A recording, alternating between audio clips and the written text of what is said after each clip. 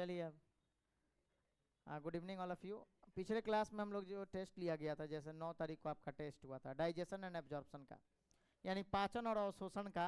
तो पाचन और अवशोषण को चैप्टर का जो 16 नंबर चैप्टर है उसका हम लोग अभी एक बार एक्सप्लेनेशन कर लिया जाए, टेस्ट का एक्सप्लेनेशन। तो जो भी स्टूडेंट टेस्ट दिए थे या नहीं दिए थे, आप क्वेश्चन को ध्यान से देखेंगे, क्योंकि ये क्वेश्चन आपके लिए नीट पैटर्न पे है आधारित है और ये ज़्यादा इंपॉर्टेंट क्वेश्चन है, इसलिए इसको थोड़ा ध्यान से देखना पड़ेगा।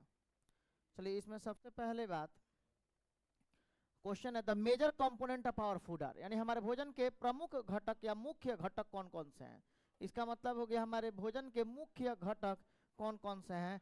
तो सर, कार्बोहाइड्रेट, प्रोटीन और फैट हमारे भोजन में ये अधिक मात्रा में पाए जाते हैं, इसलिए इनको हम लोग मुख्य घटक बोलते हैं। लेकिन हमारे भोजन में प्रोटीन और विटामिन बहुत कम मिलता है, ये विटामिन और मिनरल्स बहुत कम मिलता है, इसलिए उसको हम लोग बोलते हैं क्या कि ये लो अमाउंट होता है इसका, और उसको हम लोग माइनर प्रोडक्ट कहते हैं, और ये मेजर प्रोडक्ट हो गया। तो मुख्य जो अवयव होता है भोजन का, ये कार्बोहाइड्रेट, प्रोटीन, फैट सब होगा, यानी ऑल ऑफ दिस। तो पहला क्वेश्चन का ऑप्शन हो जाएगा डी। अच्छा, दूसरे नंबर में कुछ स्टेटमेंट टाइप का क्वेश्चन है। नीट इस सब टाइप का खूब क्वेश्चन पूछती है, स्टेटमेंट वाला, कथन वाला। तो कथन के लिए जैसे कथन 1 है, स्टेटमेंट 1 का मतलब हुआ कथन 1, food provides energy and organic materials for growth and repair of tissues. यानी बोला गया है कि भोजन ऊर्जा और कार्बनिक पदार्थों को भोजन वृद्धि के लिए तथा ऊतकों के मरम्मत के लिए, भोजन क्या करता है, तो भोजन वृद्धि के लिए तथा ऊतकों के मरम्मत के लिए कार्बनिक पदार्थ को प्रदान करते हैं। बिल्कुल सही बात है। दूसरी बात, vitamin and minerals are also required in small quantities, यानी कि हमारे ग्रोथ के लिए विटामिन और मिनरल भी कम मात्रा में प्रदान होते हैं और हमारे लिए आवश्यक भी है। सही बात है, विटामिन और मिनरल कम मात्रा में हमें प्राप्त होते हैं, ठीक है, लेकिन कार्बोहाइड्रेट, प्रोटीन और फैट अधिक मात्रा में हमें भोजन से प्राप्त होते हैं। तो ये सर, ये दोनों कथन सही है। भोजन हमें ऊर्जा प्रदान करता है और ऑर्गेनिक मटेरियल यानी कार्बनिक पदार्थ देता है, ये भी बात सही है, जिससे कि हमारा वृद्धि होता है, ग्रोथ होता है, और हमारे ऊतकों के मरम्मत भी हो जाते हैं, रिपेयर हो जाते हैं। तो भोजन से इतना फायदा है। अच्छा, विटामिन और मिनरल्स भी हमें इस भोजन से कम मात्रा में प्राप्त होता है, ये भी बात सही है। तो सर, स्टेटमेंट 1 और 2 बोथ आर करेक्ट, दोनों सही है, इसलिए ऑप्शन नंबर देखिए दिया हुआ है, both the statements are correct, यानी दोनों कथन सत्य है। तो 2 का आंसर हो जाएगा बी। समझ में आया सबको? कोई डाउट हो तो बोलिएगा, कोई भी डाउट हो तो कमेंट करेंगे। चलिए, अगर आप चैनल पे नए हैं तो चैनल को सब्सक्राइब करें, लाइक करें और शेयर करना ना भूलें, ठीक है। अब बेल आइकन को तो बिल्कुल दबा लें। चलिए, अब आते हैं हम लोग नेक्स्ट 3 नंबर क्वेश्चन पे।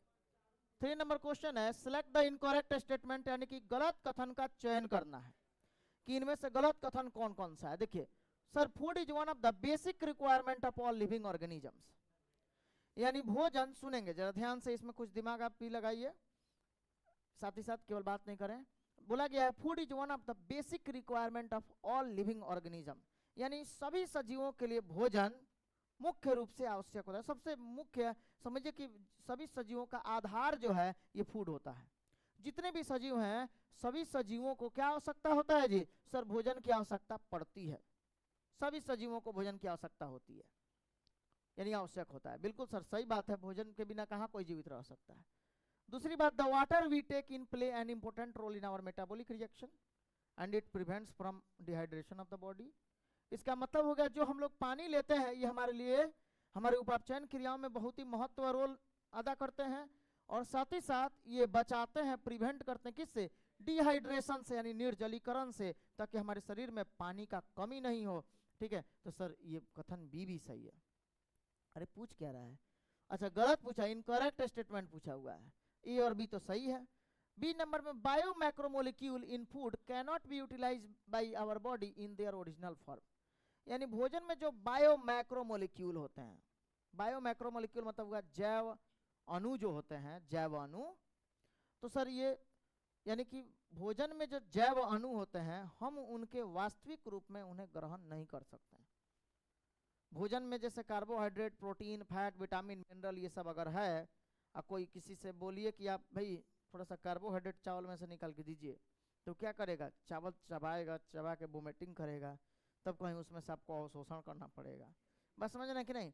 तो यानी कि जब सर हम फूड को जब लेते हैं तो फूड का पाचन करते हैं, पाचन करने के बाद उसमें से अवशोषण होता है और कुछ चीज़ें अपशिष्ट बनकर, वेस्ट मटेरियल बनकर पॉटी के रूप में बाहर निकल जाती है। अच्छा, तो यानी कि सर हम लोग जो बायो मैक्रोमोलिक्यूल, जो भोजन में बायो मैक्रोमोलिक्यूल होता है, जैव बृहद अणु जो होता है मैक्रोमोलिक्यूल, हम इनको उनके ओरिजिनल रूप में नहीं ले सकते हैं, हमें पहले उन्हें तोड़ना पड़ता है और टूटता है तभी हमारा शरीर उसका उपयोग करता है। ये भी बात सही बोल रहा है, सी भी ऑप्शन सही है। तो बच गया आंसर डी, यही हो जाएगा, यही गलत होगा। तो यानी कि बोला गया है they have to be broken down, यानी कि जो भोजन होता है, भोजन को आप वास्तविक रूप में नहीं ले सकते हैं। तो ये बोल रहा है कि भोजन को आप तोड़ेंगे पहले, बिल्कुल। चलिए भोजन को तोड़ते हैं, लेकिन ये बोल रहा है कन्वर्टेड इनटू कॉम्प्लेक्स सबस्टेंस, मतलब भोजन को जब हम तोड़ देंगे तो कॉम्प्लेक्स फॉर्म में थोड़े कन्वर्ट होगा सर, उस सिंपल फॉर्म में सामान्य अवस्था में रूपांतरित हो जाएगा। और यानी कि हमारे पाचन तंत्र में ये सामान्य अवस्था में रूपांतरित होगा, यानी यही ऑप्शन गलत है। यहाँ बोला है जटिल अवस्था में, कोई भी चीज़ टूटता है तो सामान्य अवस्था में कन्वर्ट होता है, न कि जटिल अवस्था में, यानी कॉम्प्लेक्स। ठीक है, तो इसलिए इसका आंसर क्या हो जाएगा सर, 3 का आंसर हो जाएगा डी। चलिए तीसरे का डी लगा लेंगे आप लोग। चौथा नंबर क्वेश्चन में आइए। चौथा क्वेश्चन क्या बोल रहा है सर, चौथा बोला है सेलेक्ट द करेक्ट स्टेटमेंट, सही कथन का चयन करना है। दिया हुआ है digestion is carried out by our digestive system, digestion हमारे पाचन तंत्र के द्वारा होता है। डाइजेशन किसके द्वारा होता है, हमारे पाचन तंत्र के द्वारा, लेकिन किस विधि के द्वारा, तो भाई मैकेनिकल मेथड बताए थे उसमें, मैकेनिकल मेथड यानी यांत्रिक विधि के द्वारा। पाचन हमारे पाचन तंत्रों के द्वारा यांत्रिक विधि से होता है, बोल सकते हैं पाचन हमारे पाचन तंत्र के द्वारा यांत्रिक विधि से होता है। सर ये बात बिल्कुल सही है, यांत्रिक विधि का मतलब हुआ जिसमें हम लोग भोजन को चबाते हैं दांत के द्वारा, समझ रहे कि नहीं, चबाना ये सब हो गया। अच्छा, फिर उसके बाद अमाशय के अंदर जाता है, फिर उस पर वर्क होता है, तो यांत्रिक विधि हो गया। अच्छा, दूसरी बात digestion is carried out by our digestive system, यानी हमारे पाचन तंत्र के द्वारा जो पाचन होता है ये बायोकेमिकल मेथड यानी जैव रासायनिक विधियों के द्वारा भी होता है। जैव रासायनिक विधि जैसे HCl एक बायोकेमिकल है, वो क्या कर रहा है, जला रहा है कि नहीं भोजन को, सलाइबा, ये सब इसमें आ जाएगा। अच्छा, यानी सर ये दोनों का दोनों सही है। सेलेब्री अमाइलेज जो है ये सब क्या हो गया सर, बायोकेमिकल हो गया, जैव अणु हो गया। तो ये सब भोजन को पचाने में मदद करता है, भोजन का पाचन करता है, तोड़ता है, यानी कि सर ये दोनों के दोनों कथन सत्य है। तो जब दोनों कथन सत्य है तो क्या मारिएगा, both the statements are correct, यानी डी आंसर हो जाएगा। 4 का डी हो गया। चलिए नेक्स्ट क्वेश्चन पे आइए। 5वें नंबर दिया हुआ सेलेक्ट द करेक्ट ऑप्शन, सही विकल्प का चयन करिए। जैसे कि elementary kanal in human begins with, अच्छा एलिमेंट्री कनाल में आप लोग को पता है सर आहार नाल में माउथ से लेकर एनस तक फैला हुआ है, तो माउथ आगे की ओर होता है कि पीछे की ओर, आगे की ओर। तो पहले क्या हो जाएगा, दिया हुआ है मानव में आहार नाल, यानी कि elementary kanal in human begins with post anterior, पहले हो जाएगा एंटेरियर ओपनिंग द माउथ, यानी कि आहार नाल की शुरुआत जहां होती है उसके अग्र भाग में मुख होता है और पश्च भाग में आहार नाल ये एनस होता है, मल द्वार होता है, यानी कि यहां हो जाएगा पोस्टेरियर। समझ में आया, यानी कि सर ए आंसर हो जाएगा।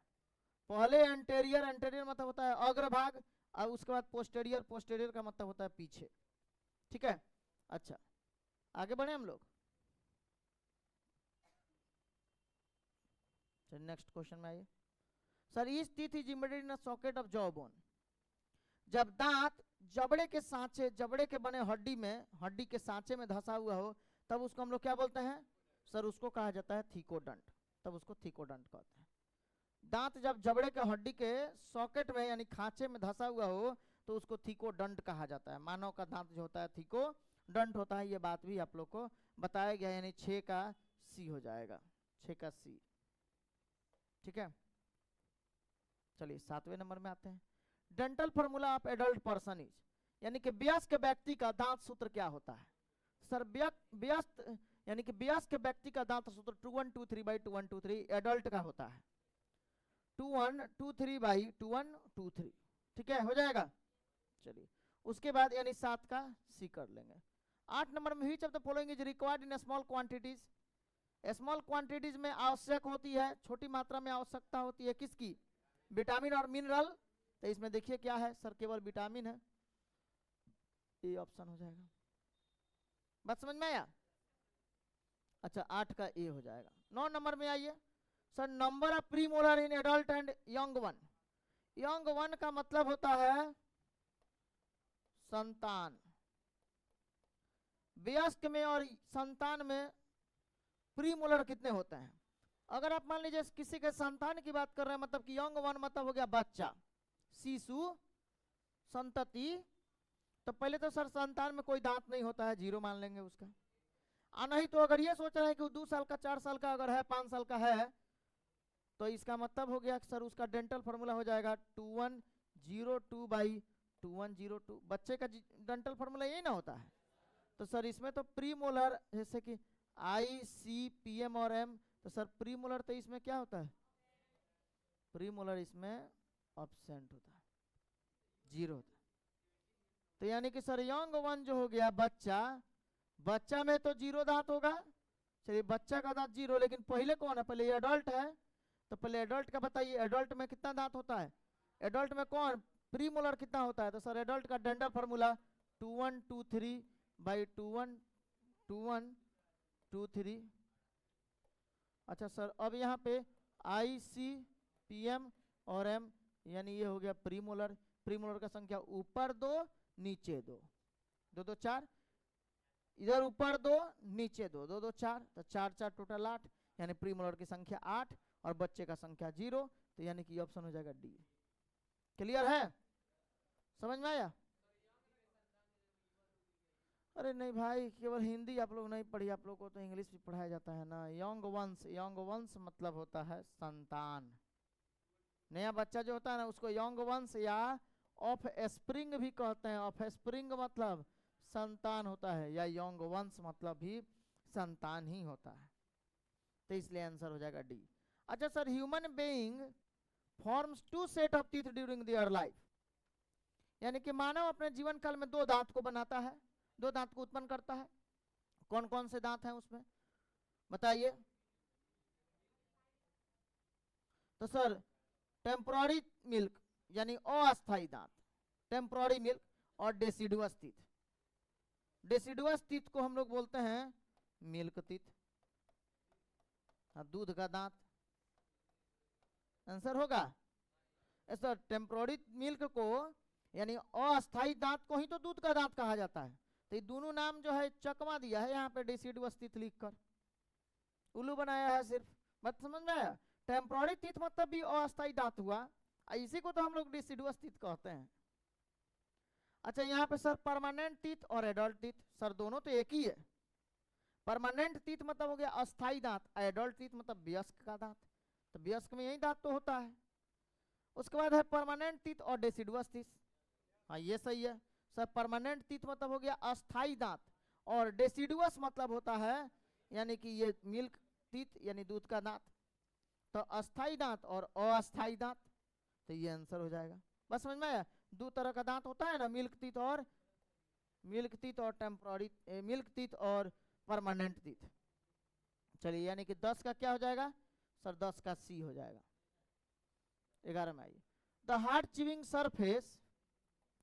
अगला question, the hard chewing surface of the teeth made up of, यानी कि हार्ड चिविंग सरफेस, कठोर दांत का कठोर भाग जो चबाने में मदद करता है, इनामेल होता है। ठीक है, 11 का बी। 12 नंबर में ये mastication of food in oral cavity is done by. Mastication of food यानी भोजन का पाचन ओरल कैविटी में, मुख गुहा में किसके द्वारा होता है? तो सर भोजन का पाचन नहीं, सॉरी, भोजन का जो पीसने की प्रक्रिया होती है ये किसके द्वारा होता है? सर भोजन ये इनामेल करता है। इनामेल जो है भोजन को मस्टिकेट करता है ओरल कैविटी में, यानी मुख गुहा में ये पीसता है। याद रखेंगे, मौखिक गुहा में मुख का भोजन का मस्टिकेशन यानी भोजन का पिसाई जो है किसके द्वारा संभव होता है? इनामेल पीसता है।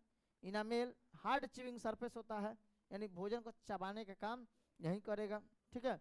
अच्छा, the tongue is a freely movable muscular organ attached to the floor of the oral cavity by, यानी कि हमारा जीभ जो जीभ जो है ये क्या है, एक फ्रीली यानी स्वतंत्र रूप से, मुक्त रूप से, मूवेबल यानी घूमने योग्य, मस्क्यूलर ऑर्गन यानी कि पेशीय अंग है ये, जो हमारे मुख गुहा में जुड़ा होता है। किससे जुड़ा होता है? तो सर मुख गुहा में ये फ्रेनुलम के द्वारा जुड़ा होता है, यानी बी हो जाएगा, फ्रेनुलम के द्वारा जुड़ा होता है।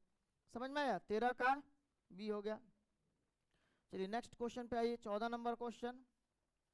14 नंबर क्वेश्चन को बनाने से पहले अगर आपने चैनल को सब्सक्राइब नहीं किया तो चैनल को सब्सक्राइब करें, वीडियो को लाइक करें और शेयर करना ना भूलें। अच्छा, बेल आइकन को भी क्लिक कर लें। इन ह्यूमन टीथ, मानव दांत में, विच हेल्प्स इन कटिंग, कौन काटने में मदद करता है? काटने का काम होता है सर इंसीजर का, इंसीजर का काम है काटने का। अच्छा, कैनाइन का काम है चीरने फाड़ने का, प्रीमोलर का काम है पीसने का, और मोलर्स का भी काम है पीसने का, यानी कि मस्टिकेशन का। बस समझ में? पीसने का। अच्छा, हाउ मेनी डेसिडुअस टीथ, यानी कितना दूध का दांत पाया जाता है मानव में? सर 20 दांत। ठीक है। अच्छा, उसके बाद which of the following helps in lubricating and adhering the masticated food particle into a bolus, यानी इनमें से कौन पीसे हुए भोजन को, मतलब कि विच हेल्प्स इन, जो भोजन को लुब्रिकेट करता है, क्या चीज में? यानी लुब्रिकेशन मतलब होता है चिपचिपा प्रदान करना, तो भोजन को कौन इसमें लुब्रिकेशन करता है और मस्टिकेट करता है, यानी पीसता है, मस्टिकेट करता है। तो कौन करता है जी? सर म्यूकस करता है। म्यूकस यानी कि सलेस्मा करेगा। बस समझ में आया? म्यूकस यानी सलेस्मा।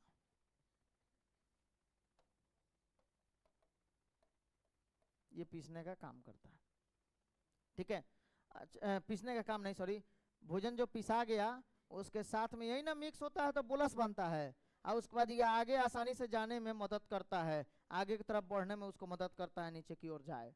ठीक है। यानी कि भोजन को क्या करता है? लुब्रिकेट करता है, गीला बनाता है, चिपचिपा बनाता है, और एडियरिंग द मस्टिकेटेड फूड पार्टिकल, यानी पीसे हुए भोजन को आगे बढ़ाने में मदद करता है ये म्यूकस। म्यूकस जो होता है ये चिपचिपा होता है, जिसके कारण उस पर स्लीप करते हुए अंदर चला जाएगा, यानी इसलिए इसका आंसर हो गया 16 का बी। अच्छा, द ईसोफेगस, इसका तो ऑप्शन यहाँ नहीं है। चलिए नेक्स्ट क्वेश्चन पे आते हैं, 17 नंबर क्वेश्चन।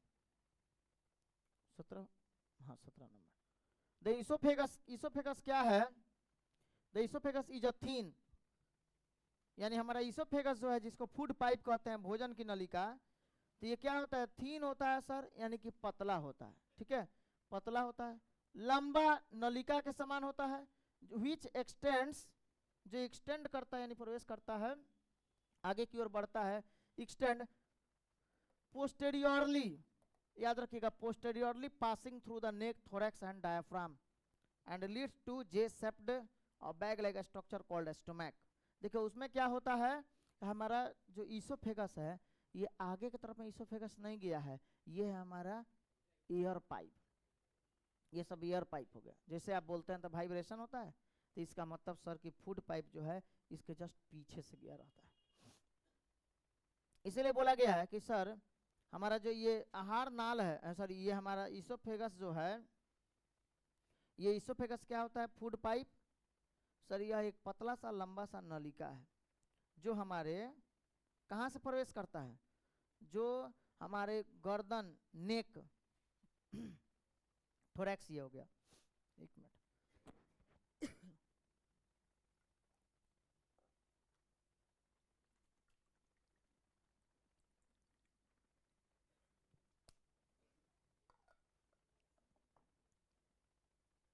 ये हमारे नेक, थोरैक्स और डायफ्राम को क्या करते हैं?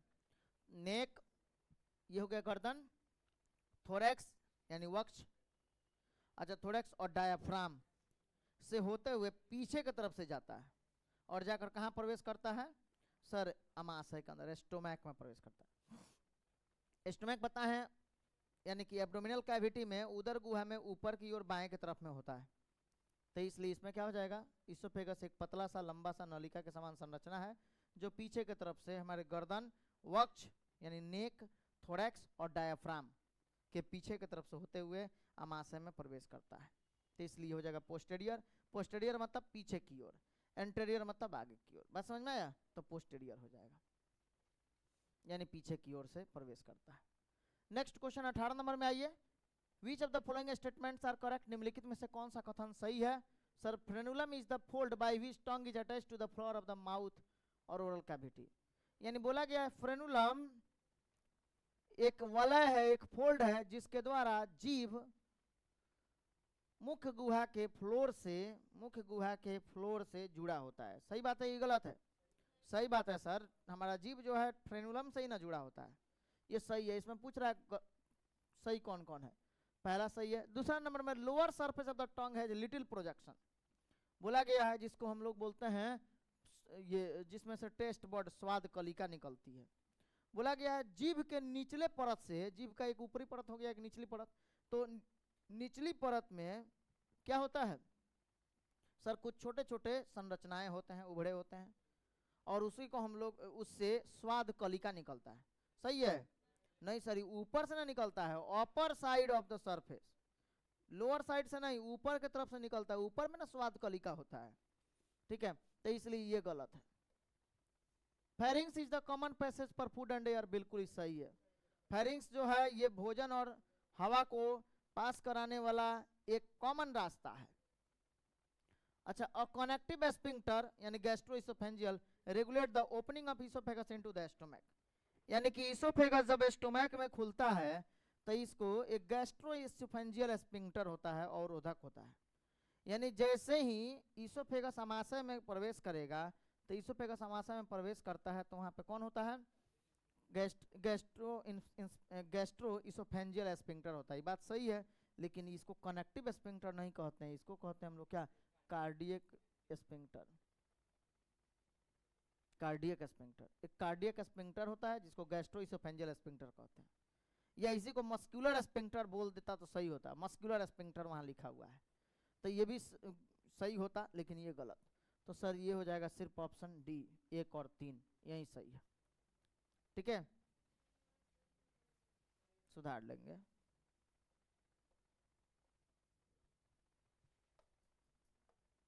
चलिए आगे बढ़ा जाए।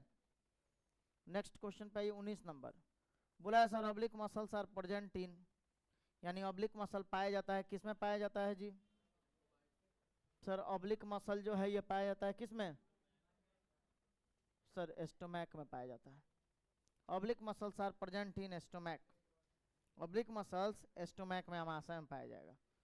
अच्छा, उसके बाद देखिए, which of the following is not found in stomach, निम्नलिखित में से कौन आमाशय में नहीं पाया जाता है? कार्डियक, पाइलोरिस, बॉडी, ये सब पाया जाता है, बस सीकम नहीं पाया जाता है, क्योंकि सीकम जो है बड़ी आंत का पहला भाग है, तो ये छोटी आंत में क्या, ये आमाशय में क्या करेगा? ठीक है, तो ये नहीं पाया जाएगा। अगला क्वेश्चन है द ऑप्टिमम,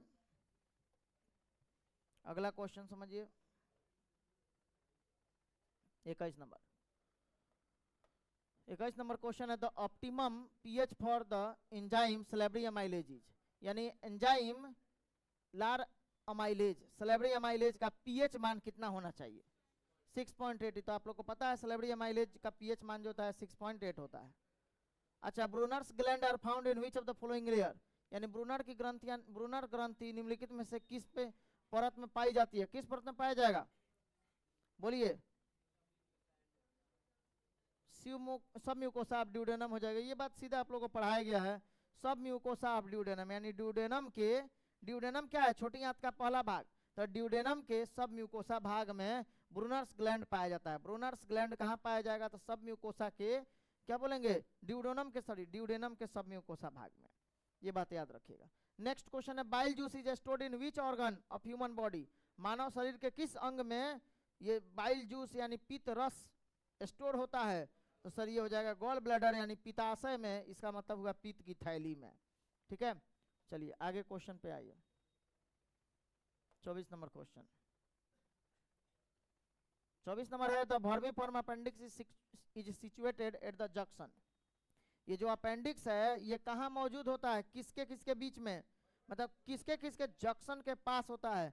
तो सर ये बड़ी आंत और छोटी आंत जहां जाकर मिलती है वहीं पे होता है, यानी कि इसका 24 का ए हो जाएगा। लार्ज इंटेस्टाइन और छोटे स्मॉल इंटेस्टाइन, लार्ज इंटेस्टाइन का कौन भाग? सीकम, और छोटी आंत का, स्मॉल इंटेस्टाइन का कौन सा भाग? इलियम। सीकम और इलियम जहां आपस में मिलता है उसी के नीचे से निकला हुआ होता है कौन? अपेंडिक्स। अच्छा, which part of small intestine opens into large intestine? छोटी आंत का कौन सा भाग बड़ी आंत के पहले भाग में खुलता है? इलियम, अभी बताए हैं, सी आंसर हो जाएगा। अच्छा, which is the largest gland of human body? मानव शरीर का सबसे बड़ा ग्रंथि, तो सबसे बड़ा ग्रंथि लीवर हो जाएगा। हाँ, अगर मान लीजिए कि कोई भी आंसर आप लोग का गलत लग गया हो तो उसको आप इससे सुधार लीजिएगा, अभी जो हम टिक आउट किए हैं, ठीक है, इससे आप लोग को सुधार लेना है। वीडियो अच्छा लगा हो तो लाइक करें, चैनल को सब्सक्राइब अवश्य करें। Thank you.